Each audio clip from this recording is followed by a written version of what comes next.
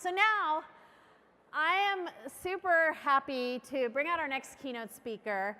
I first met Luvvie in 2009, I think. Her first BlogHer was 2010. She was a blogger who was already doing great things with her nonprofit and had this amazing voice. When people ask me what it takes to be a successful blogger, there's a whole school of thought that you need to have a really narrow topic, a really unique topic. And I'm like, you can also have a really unique voice. And Luvvie is the person that I always used as one of my examples. And so it's really such a great honor for me to bring her out today and talk to her with you. Please welcome Luvvie Ajayi.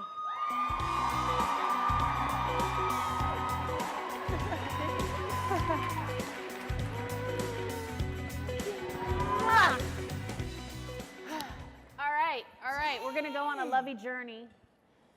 So, you know, one of the reasons that you were the very first person when we scheduled BlogHer17, Luvvie was the very first person that we called and asked to keynote, and it was because we wanted to talk about the hard work that goes into being what some people might perceive as an overnight success. Right. You've had an amazing last year or two, and we're going to talk about that, but I actually want to talk about when we met back in 2009 and 2010. And what were you doing then? What inspired you to start blogging? Did you have that voice before? Did the blog help you find the voice? Like, what was that origin story of Awesomely Luvvie? The origin story. So back in 2009, I was marketing coordinator for a nonprofit in Chicago. And it was a nonprofit that taught other nonprofits how to use social media to tell their stories. So I actually asked my boss and was like, hey, there's this conference called BlogHer that's coming to Chicago. Can I go? And they were like, sure. So they bought my first pass to BlogHer. Oh, thank you, nonprofit. Thank you, Tom Clark, shout out. And I came to BlogHer just to see what the conference is about. At this point, my blog was 3 years old. It was called Awesomely Luvvie at that point, yeah, because I think before then it was called Luvvie's Random Rants, which is essentially what Awesomely Luvvie is. And I just came to the conference. I remember it was in the Hilton, Ohio, this downtown, and I kind of just hung out in the lobby for the whole thing. I don't even think I went to a lot of sessions. I hung out in the lobby. Don't tell our programming team. Sorry. See, what happened was, I was just hanging in the lobby, but I think I ended up meeting a lot of really cool people, went to some of the after parties, and I was like, okay. And then 2010 basically changed my life. Like, that is the year that I can pinpoint was like my life went from, okay, on this like very sure path to everything was up in the air. Cause in 2010, April, I got laid off that job because budget cuts. And then this time I got pitched to BlogHer to be on a panel for humor writing by Liz Winstead, which was so, I was like, how do you know who I am? So I ended up going to BlogHer that year for the first time as a speaker in New York. And I remember the cheeseburger party. And I woke up the next day with a cheeseburger in my purse. Don't ask me why. But that year was a year that I basically had to venture out to work for myself. I didn't think blogging was a career for me, though. I wasn't taking it seriously at that point. What did you think your career was going to be? I thought blogging was just a hobby. I thought it was just this cute thing that I've been doing for such a long time. And I was still on LinkedIn every week looking for jobs and in marketing and social media. So I was still like, okay, this blogging thing is still cute, but like I need a paycheck. So I would send out my resume and try to get a gig, and then on the side to bring in cash in the meantime, because I'm a hustler, I was doing social media strategy for bloggers, and I was building websites because I learned how to build websites. I built all my own websites, so I was making money that way, but not like real money to sustain me, or not even the money that I was making in my full-time job. So how did you learn how to build websites? Like, you just taught yourself? I taught myself, and then I also went to, I watched some YouTube videos. And then I always use myself as an example. So I built my own website first. And then I was like, oh, I could do this. And I put my name, designed by Awesomely Luvvie. And then other people saw that design by Awesomely Luvvie, was like, oh, can you design my website? So I ended up designing my girl Afrobella's website. And then people, shout out to Afrobella. And then I started getting a lot of clients from that. And I was like, okay, but still, this is not my job. So you're still looking for a marketing job. I was still looking for a marketing job. I was looking at my email address, and I still saw I was sending out emails. I was sending out resumes even up until December 2012. Wow, really? I'm stubborn. I didn't understand that it was kind of the universe trying to grab my face. I was like, pay attention. This is what you're supposed to be doing. Because I was like, I need a job that's going to pay me every 2 weeks because I have a shoe habit, and like, this is not going to pay me. So how did you sustain yourself when you were, because I've done consulting before, and it's, it can be very feast or famine. Yeah. And the other thing is you can always feel like if you don't like being a salesperson, too bad. Because that when you have your own company, whether you're founding an actual company or whether you're just consulting or trying to freelance, you're selling yourself. Like you're finding that next gig, that next customer. How were you? You know what? I was fortunate. Again, the fact that my name said like designed by Luvvie Ajayi, I got so many clients who like helped me do my website, helped me do social media strategy. And then being a salesperson, the stuff that people don't like in terms of cold calling, I didn't have to cold call because what I ended up doing was using Facebook and Twitter. So I would, anytime I finished designing somebody's website, I'd post it on Facebook and be like, hey, check out the website that I just designed. That would get me a couple more clients. So I was selling myself each and every day, and I still do it. Because when you show the work that you do, it's telling people that you're capable of doing it. Right.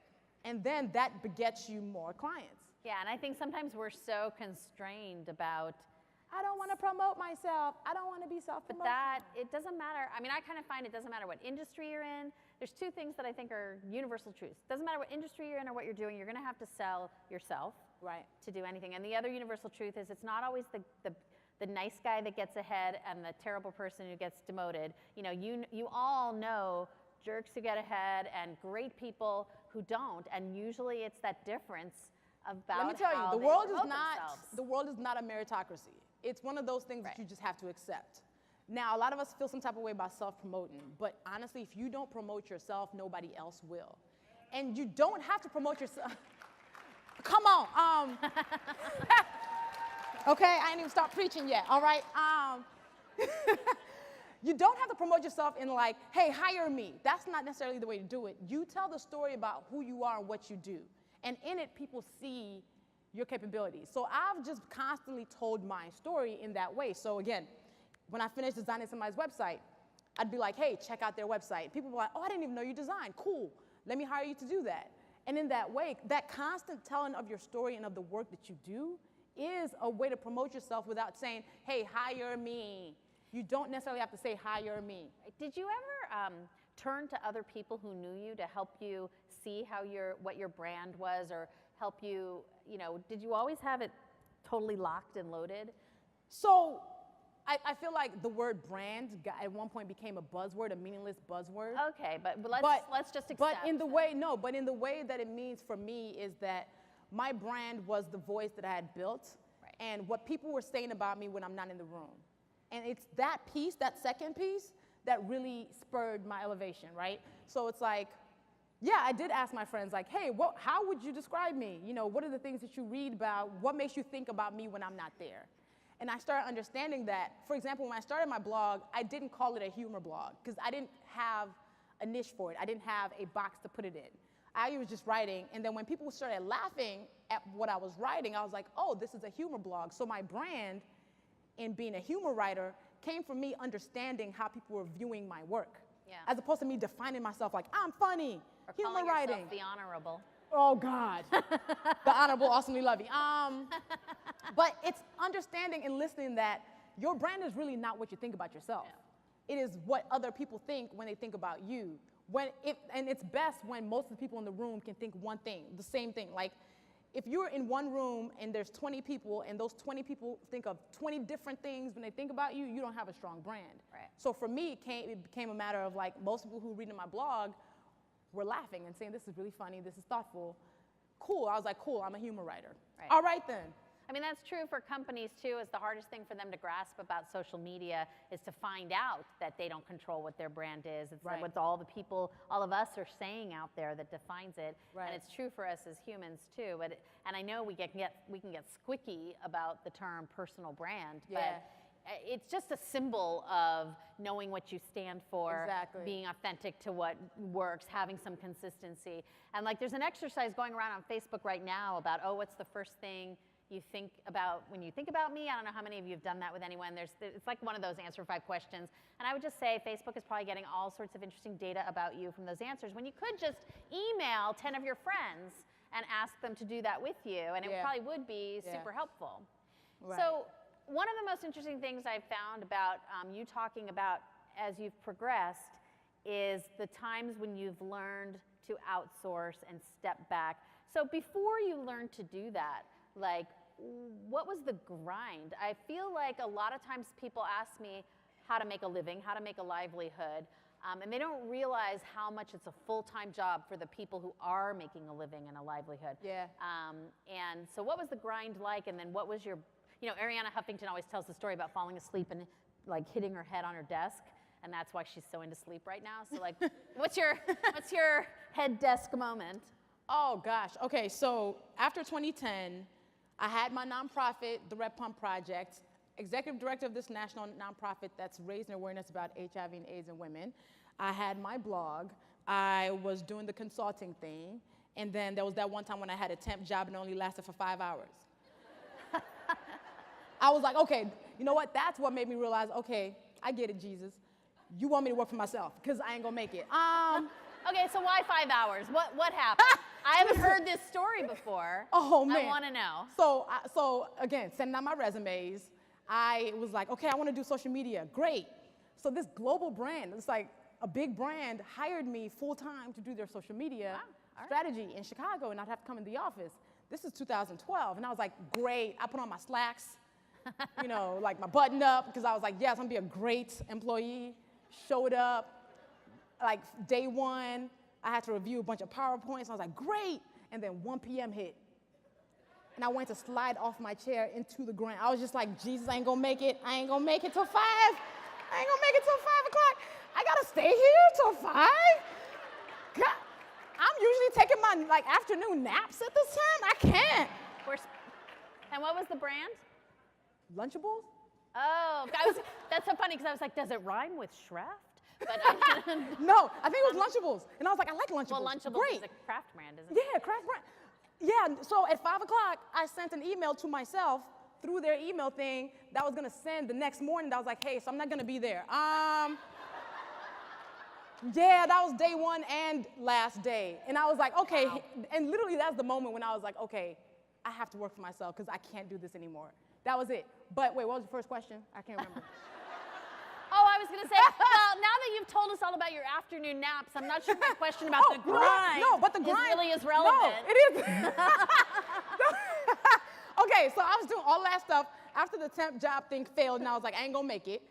Fine, I gotta do this by myself. Then my grind really went into hyperdrive of being like, do or die, sink or swim. So you gotta do this. So once you turn down a full-time social media job, you better.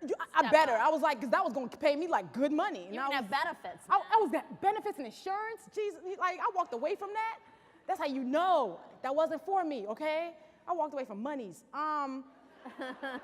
So I really like intensified my grind. I was like, great, fine. You know you can't work for nobody else now. You're gonna have to make this thing work for you. So it means your blog, yeah, you're gonna be blogging every single day. It means Red Pump, great. You're gonna make sure this organization floats, okay? 3, you're gonna make sure that you never have to struggle for money again. So it meant I was up till 3 o'clock in the morning some days, and then Scandal came out around that time. Let me tell you. So, okay, when Scandal came out, I wasn't intending for Scandal to become a thing for me, right? Scandal came out, I fell in love with the show, I started writing recaps for it. So my Thursday nights went like this. I'd watch Scandal from 8 to 9.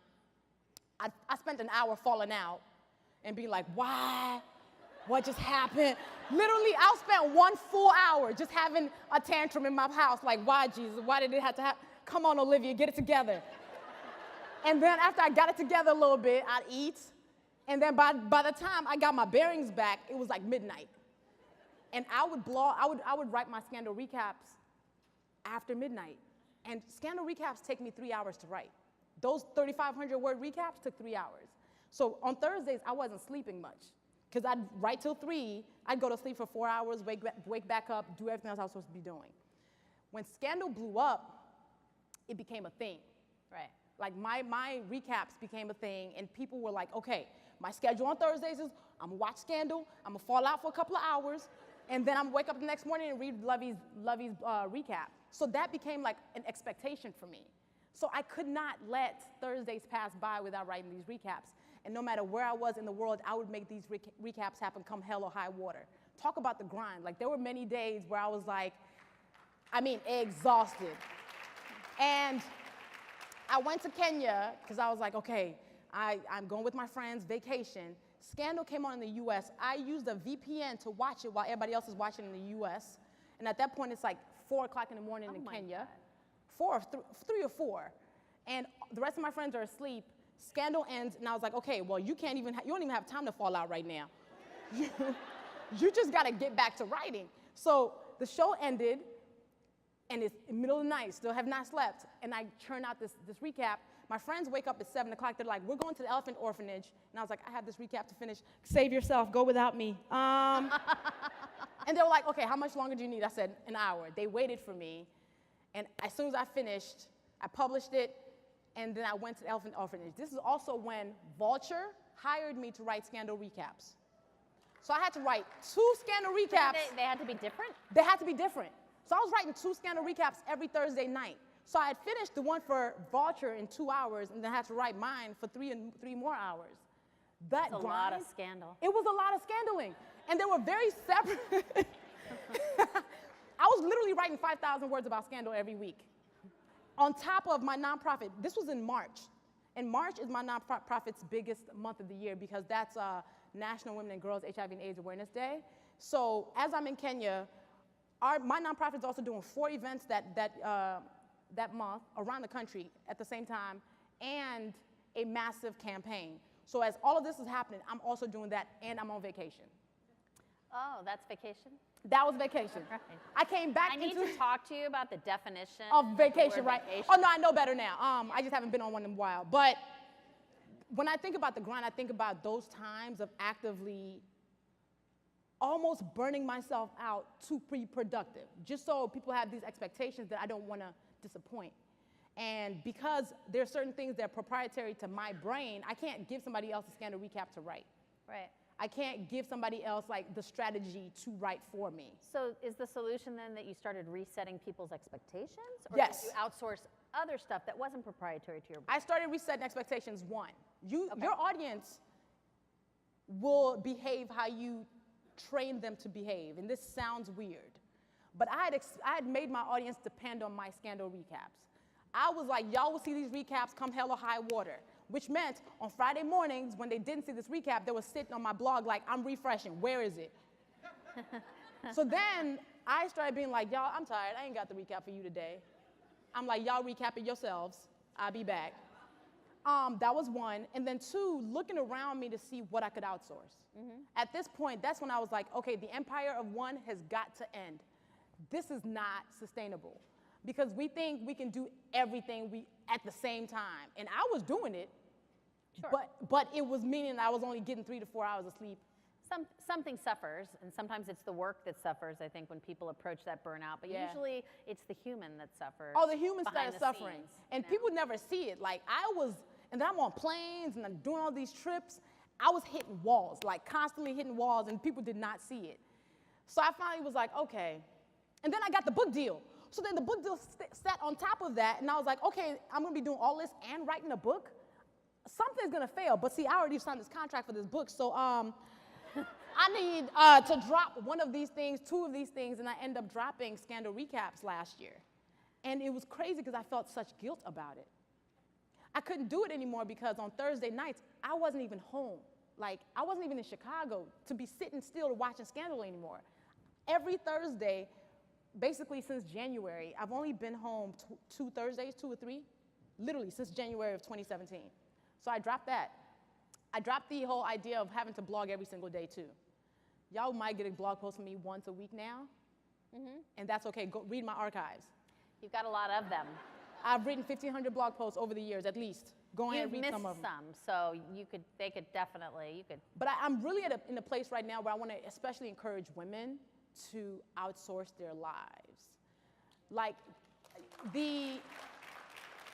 I have to say, the empire of one has to end because I hate that whole phrase that I see on social media by the Instagram motivational speakers. That's like, you have the same 24 hours in the day as Beyonce. You do not have the same 24 hours in the day. You do not. Beyonce got 240 hours in her day because she has a machine behind her. You have 24 hours, and in that 24 hours, you probably have to make sure your family's okay. You have to make sure you're doing laundry. You have to make sure bills are being paid. And then you have to figure out your blog, too. And then people are being made to feel guilty that they're not somehow being Beyonce because they only have 24 hours. Don't do that. Yeah. So my whole thing is I want to encourage women to, just entrepreneurs, bloggers, buy time as opposed to always selling yours. And that means get an assistant. And I have 2 assistants now. And just the amount of stuff that they take off my plate. Like, they send me their timesheets, and it's 30 hours of stuff I didn't have to do myself. Right. Yeah, I had this moment. I had BlogHer, and she knows we never had admins, really, so I was always doing all my own kind of stuff. And I had this one week when I went to New York, and I had booked my hotel. It was ad week, but I wasn't there for ad week. But anyway, I get to the hotel, and I had booked it for the following week. And then, so that was a whole thing. And then that same week, I'd made reservations for a client dinner, and they were there, but saying, oh, you made the reservation for the wrong night. And I was like, oh my God, like, and I'm a super anal retentive organized person. Right. This was like, this is wrong. So yeah, I started just out of my pocket. I started working with a VA who was a blogger, and she would just do that stuff because I was getting bad at it, and that's very painful. And and you know, like, think about it like this. Like, you might say, like, I don't really have any extra money right now. If you can budget $50 a week, possible, okay? Get a VA that you're paying $10 an hour that can give you 5 hours of work. What that does is free your brain up to then, that's 5 hours that you can be pitching to a brand, right? 5 hours that you can be updating your media kit. Because since I outsourced my team, like my whole life, essentially, I've been able to triple my income in a year. That's strictly because I'm no longer answering small emails. My Google Calendar is not, I'm not the one sitting up here putting in like flight things in there. If I need something research done, I can send a text message and say, hey, research this for me, send me the spreadsheet. From that spreadsheet, I can pitch to brands. So being able to really understand that when you buy time back, you're buying, it's money in your pocket, because then you can use it for bigger things. And I bet a lot of people out here can offer services like that. Yes. And a lot of people out here could use services like that. And it's a great way to kind of bolster both sides of that. Yeah. So over the last year, you got your book deal, your book came out. I mean, you had primed the pump for many years to have a fan base that would make your book a huge success. Yeah. Which it was, sold quickly, sold great. And you asked, you know, the thing I really respected about what you did was you made no bones about it. You were like, guys, I need this book to sell a lot of copies during this time frame, please, just do it. And I know so many authors who do not so explicitly just ask their community for what they actually need for it to be a success. Because it's not just, you know, I have a friend who sold, in aggregate, enough copies of his books that he should be just sought after, but it was over time, and they really want to see it in that window. Yeah. And so you were so explicit about it, and I thought that was a big part of why people were like, okay, I'm there. And so we all know, any of us who follow you know, after the last year or two, the book sold, the TV deal came. I am going to ask you for spoilers in just a minute, but we'll see if you will share anything. But that's all amazing. You've been in some amazing places. You've met some amazing people. You've sold an amazing amount of books. Amazing, amazing, amazing. What's not amazing? Let me tell you.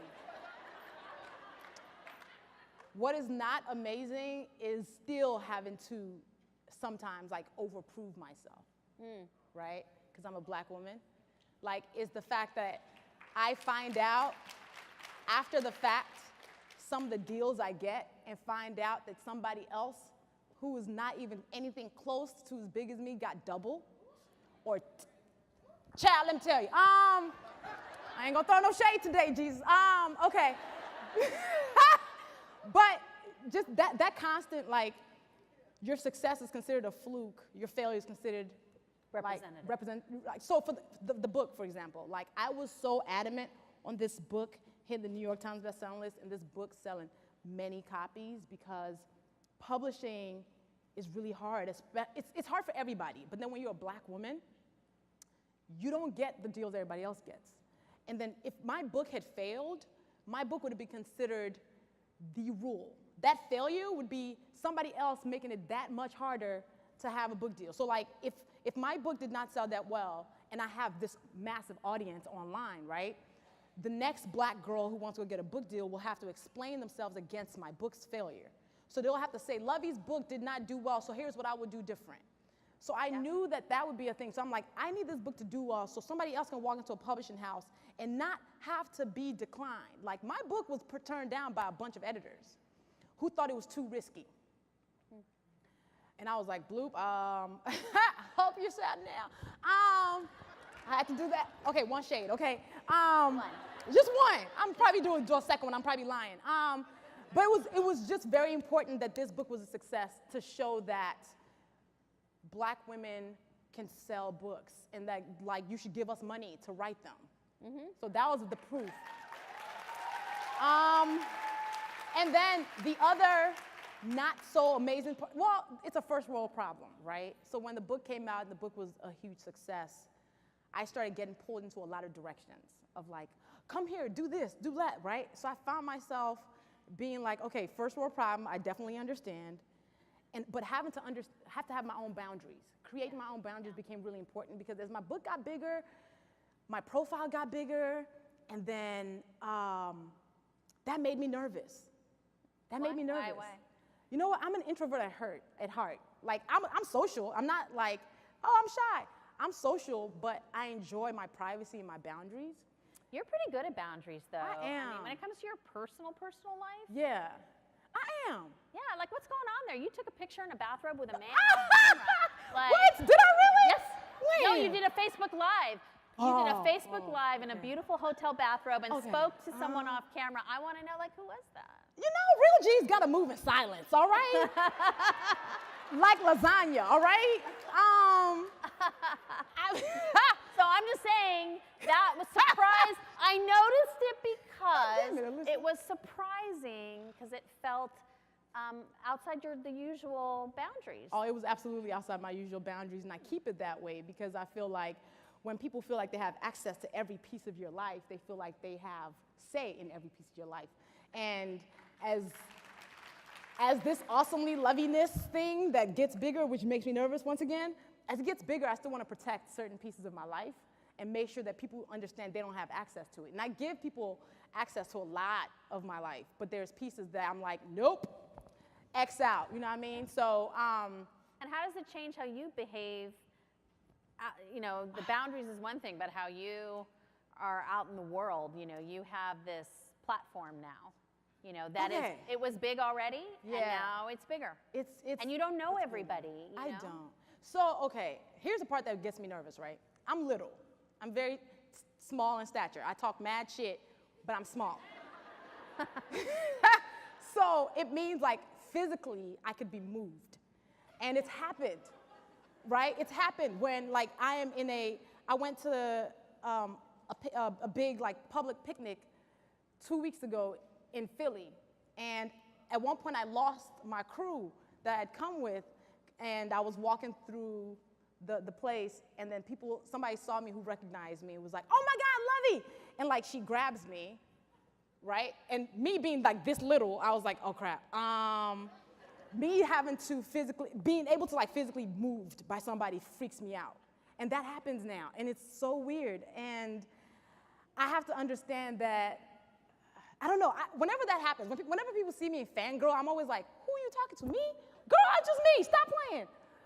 But I get recognized in public now, and it's strange.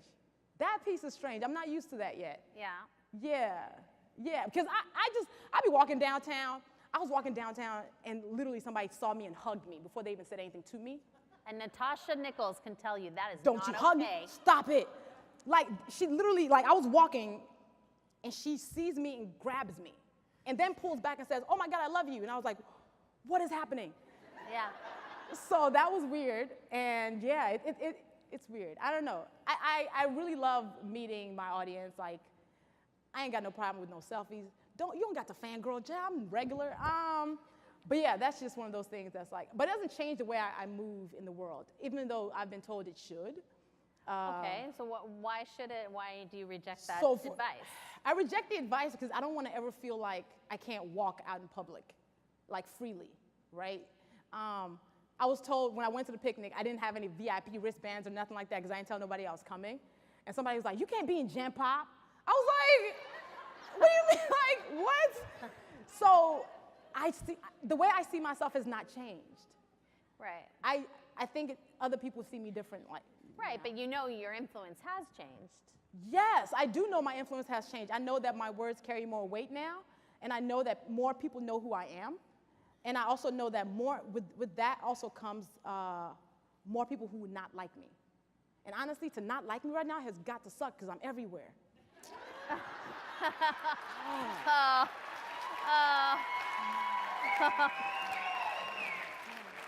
That's a Kelly Clarkson song right there, isn't it? Is it really? It is, right? You know the song I'm talking about where she says, it must suck because I'm everywhere? There's exactly, I'm find I it didn't for even know. See? Come on, no Kelly Clarkson fans? No. Oh, I'm a dork. Okay, sorry. But yeah, no, like, I think it's interesting to see this elevation that's happening right now. Like, I call it the glow up.